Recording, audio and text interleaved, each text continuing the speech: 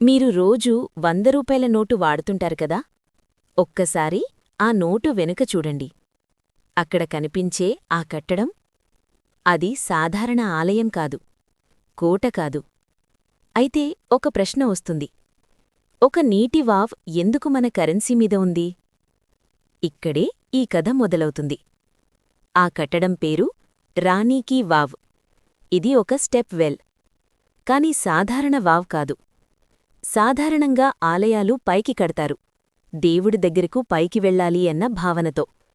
కాని రాణీ కీ వావ్ మాత్రం క్రిందికి దిగుతూ నిర్మించారు. 11వ శతాబ్దంలో పటాన్ నగరంలో రాజు భీమా వన్ మరణం తర్వాత రాణి ఉదయమతి ఈ వావ్ను నిర్మించారు. అప్పటి ఆలోచన చాలా స్పష్టం. నీటికి చేరడం కూడా ఒక ఆధ్యాత్మిక ప్రయాణమని. ఇది వింటుంటే ఇది వావ్లా అనిపిస్తుంది కదా. 1304లో జైన్ సన్యాసి మేరుతుంగా రాసిన ప్రబంధ చింతామణి అనే గ్రంథంలో ఒక బలమైన వాక్యం ఉంది.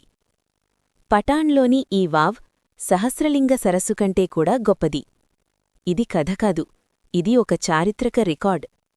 అంటే అప్పటికే రాణీ కీ వావ్ ఒక అద్భుతంగా గుర్తించబడింది. కాలం మారింది. కొద్ది సంవత్సరాల్లోనే దాడులు, దండయాత్రలు, నగరం ఖాళీ అయింది. వెంటనే వరదలు వచ్చాయి. ఇసుక, మట్టి కప్పేసింది. అలా రాణీ కీ వావ్ భూమిలో కలిసిపోయింది. కాలం గడిచింది. ఈ వావ్ గురించి దాదాపు కొన్ని శతాబ్దాలపాటు ఎవరూ మాట్లాడలేదు. బ్రిటీష్ కాలానికి వచ్చేసరికి ఇదొక సాధారణ మట్టిగుట్టలా మాత్రమే ఉంది. కాని ఆ మట్టి కింద ఏముందో ఎవరికీ తెలియదు. 19వ శతాబ్దంలో బ్రిటీష్ అధికారులు పటాన్ ప్రాంతాన్ని పరిశీలిస్తుండగా భూమిపై బయటికి కనిపించిన కొన్ని విచిత్ర శిల్పాలు వారి దృష్టిని ఆకర్షించాయి. తవ్వారు. ఒక మెట్టు బయటపడింది. తర్వాత ఇంకొకటి. తర్వాత 7 అంతస్తులు. భూమి కింద ఒక సంపూర్ణ ప్రపంచం. తర్వాత ఆర్కియోలాజికల్ సర్వే ఆఫ్ ఇండియా ఈ వావ్ను శాస్త్రీయంగా తవ్వి పునరుద్ధరించింది. ఇక్కడ ఒక ఆసక్తికర విషయం. భూమి కింద ఉండడమే ఈ శిల్పాలను ఇంత బాగా కాపాడింది. రాణీ కీ వావ్ ఒక నందారకం స్టెప్ వెల్. మొత్తం 7 అంతస్తులు, 212 స్తంభాలు. ప్రతి స్తంభం, ప్రతి గోడ అద్భుతమైన చెక్కుదలతో నిండి ఉంది. ఈ గోడలు కేవలం అలంకరణ కాదు, ఇవి దేవతల శిల్పాలతో నిండిన ఒక జీవంతమైన మ్యూజియం. విష్ణువు, ఆయన అవతారాలు, అప్సరలు, నాగకన్యలు అన్నీ ఇక్కడ రాళ్లలో చెక్కబడ్డాయి. ఇక్కడి శిల్పాలు ఒక ప్రశ్న వేస్తాయి. నీటివావ్లో ఇన్ని మహిళల శిల్పాలు ఎందుకు?